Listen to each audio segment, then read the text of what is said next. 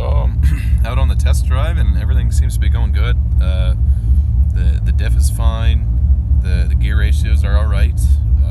The lightweight flywheel is great, and so is the new clutch.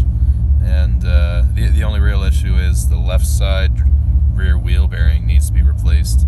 It was kind of sketchy, the one that I got from the scrapyard, but whatever. That's like $25 on Rock Auto.